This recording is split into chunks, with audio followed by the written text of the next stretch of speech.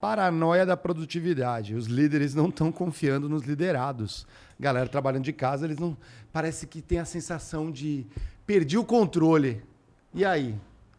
Só que a pesquisa diz que não é verdade, não perdeu o controle. O pessoal se sente mais motivado, o pessoal se sente produtivo, o pessoal tem,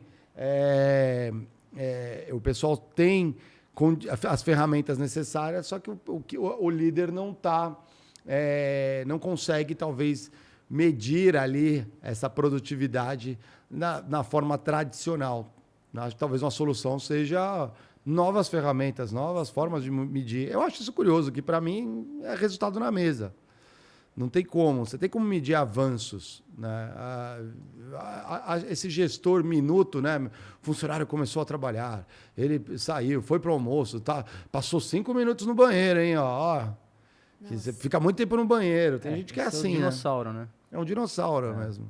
Eu atendi uma vez um aluno que ele estava querendo mudar de emprego, e aí eu falei assim, mas pô, ele gostava muito do trabalho dele, ele ganhava um salário legal, ele falou, Carol, aqui é um microgerenciamento absurdo, chega a ser ridículo, e ele começou a me contar como era.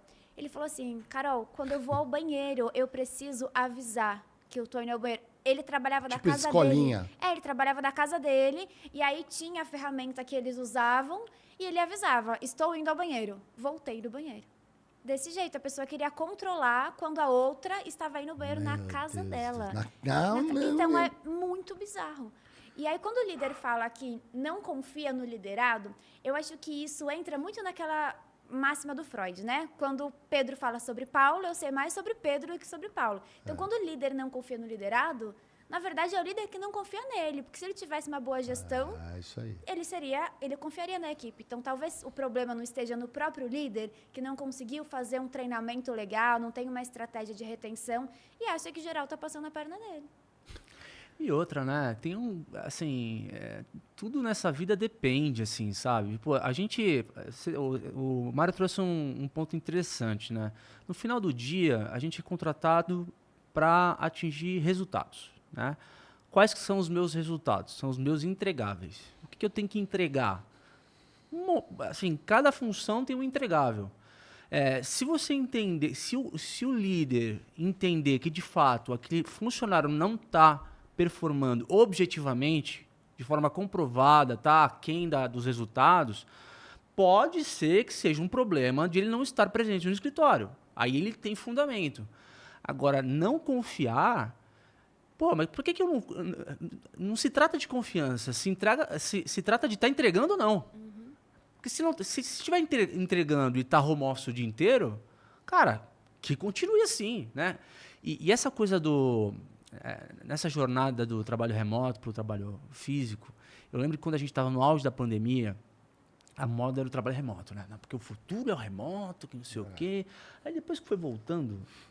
eu comecei a ver umas reportagens gringas, assim, do tipo, CEO do JP Morgan diz que o trabalho híbrido pode ser uma tendência. Aí vai mudando. Até que veio um cara da McKinsey, que é uma outra consultoria, e falou o seguinte, olha, talvez o trabalho remoto seja o futuro, mas quem quer falar de carreira precisa voltar para o escritório. E eu concordei com isso, porque carreira... É você ser visto, é você fazer relacionamento, é você dizer muito bem o que você quer, é você liderar pessoas. E você não vai conseguir evoluir nessa agenda se você não estiver perto dos teus pares, tiver o contato humano. Mas às vezes o cara não quer isso também, entendeu? Então, assim, depende muito do contexto. Depende muito do contexto. Acho que nos assignments que eu tive, né, nas passagens que eu tive com chefes remotos, né, fora do Brasil, e lideranças remotas, não dá mesmo, estando ou não no escritório, independente. Se eu quisesse ser visto, eu ia ter que viajar lá. De vez em quando acontecia. Mas eu acho que vale muito de você aproveitar a tecnologia para isso também.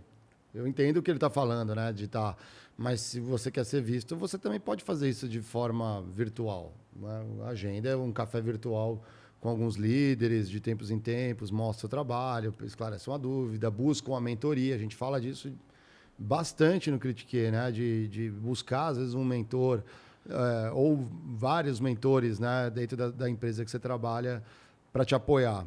Isso é que vai te alavancar na carreira também. Não é uma coisa separada. Claro, estando no escritório, facilita. Agora, precisa estar todo dia. Principalmente quem mora em grandes centros urbanos. A gente vê aqui pelos números, muita gente que escuta a gente está em BH, Rio de Janeiro, São Paulo, Curitiba. Pô, cara, toda essa galera pega trânsito pra caramba.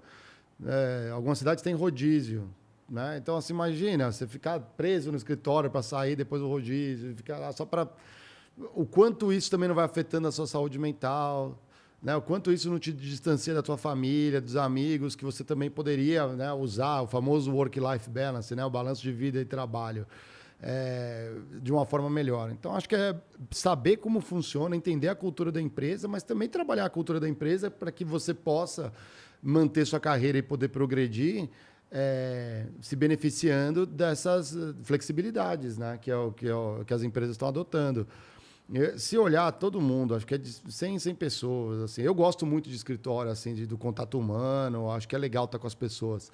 Mas, de certa forma, tem dias, assim, principalmente sexta-feira. O dia ruim para ir trabalhar, pelo menos em São Paulo, assim, é caótico. É caótico.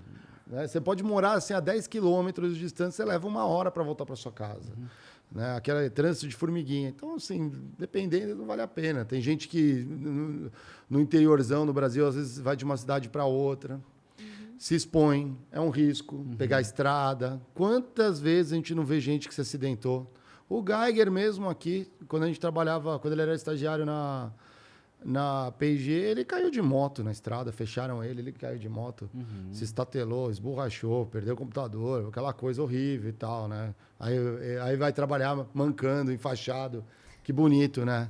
Nem pode, né? O pessoal olha o cara enfaixado e fala assim, pô, você não deveria estar aí, né? Sim, eu acho que tem 2 pontos. As pessoas, muitas delas entenderam que elas performam tão bem em casa ou até mais, que elas estão recusando voltar para o escritório. E aí a gente fala principalmente da galera de tecnologia. Está sobrando vaga de emprego para eles.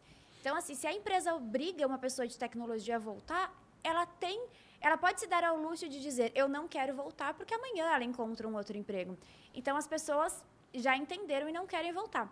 E também tem a questão de que também, principalmente para a área de tecnologia, as pessoas entenderam que dá para morar no Brasil e trabalhar para a Europa. E aí você recebe muito mais. Então, é uma coisa que você paga tudo em real, mas você recebe em euros. Eles querem fazer isso. Até porque a mão de obra do Brasil é muito barata para eles contratarem. Para a gente, por outro lado, o salário é muito bom. Então, tem esses profissionais que eles são irredutíveis, que não querem voltar para o escritório, e muitos deles podem escolher. Agora, eu também vivo o outro lado, né? Eu tenho muito contato com altos executivos de RH. E por mais que eles, no caso, não falem disso abertamente, no momento que você entra numa sala de reunião, fecha a porta e ali só tem as pessoas que é da sua zona de conforto, as pessoas são unânimes em dizer, eu quero que todo mundo esteja dentro da empresa o mais rápido possível. Eles querem que as pessoas voltem. E aí a gente entra num conflito, né? Porque quando o Elon Musk falou isso, cancelamento gigantesco. Mas, pô... Mas qual que é o argumento principal? A velocidade do trabalho. Ah, tá. Porque trabalha-se mais rápido, né? Essa questão da velocidade da troca de informação. Então, se você manda um e-mail para mim, é o meu tempo de ler o e-mail. Mas se você vem até a minha mesa, a gente resolve ali na hora que dá o problema. Resolve um problema, mas cria-se outro, né? Então, Exato. Sinto que falta a gente encontrar esse lugar aí de equilíbrio. Sinto também que está longe de encontrar esse lugar de equilíbrio, porque as coisas estão sendo feitas muito em linha duras, então volte para o escritório ou procure outro emprego, e aí tem gente que precisa voltar. E tem uma equação que é bem interessante, porque durante a pandemia, as grandes empresas, muitas delas, plena maioria que eu conheço aqui em São Paulo, elas reduziram os espaços físicos. O pessoal não vai no escritório, você não precisa de tantos andares num prédio, por exemplo. E isso, obviamente, entra no resultado da empresa. Você elimina custos desnecessários. Então, se volta todo mundo, você vai ter que reabilitar isso daí. Aí a galera de facility trabalhando dobrado. Primeiro fecho, depois eu reabro. Só que eu concordo. Então, assim, às vezes a economia que você tem com os espaços, escritório, limpeza, facilities mesmo, né? E o real estate, né? O imobiliário, às vezes não compensa a produtividade de estar todo mundo, ou de vez em quando no escritório, tendo essa troca. Como você calcula isso? Não é trivial. Você tem que experimentar, provar e sentir, Eu né? acho que vale a recomendação, né? Se for híbrido, se por estratégia a empresa entender que é híbrido, justamente por conta desses custos de real estate, por exemplo, aí cada funcionário com o seu gestor tem que entender como que funciona melhor, porque depende muito da função. Como você falou, tecnologia... O cara da às vezes fábrica não tem home O office. cara está codando de casa lá, o cara está desenvolvendo de casa, não precisa estar lá com todo mundo. Às vezes numa função mais de criatividade, onde as pessoas se fecham numa sala e debatem ideias, aí talvez faça sentido estar mais tempo junto. Então depende muito do contexto, né? Acho que é uma coisa bem... varia bastante de função para função também. Perguntar aí no chat, galera, vocês preferem trabalhar de casa, ir para o escritório? Você não tem essa opção? Como que é a tua realidade aí? Conta pra gente. E aí, curtiu esse corte? Então comenta aí, o que foi de tão incrível pra você? Bem que eu te espero na próxima live, hein?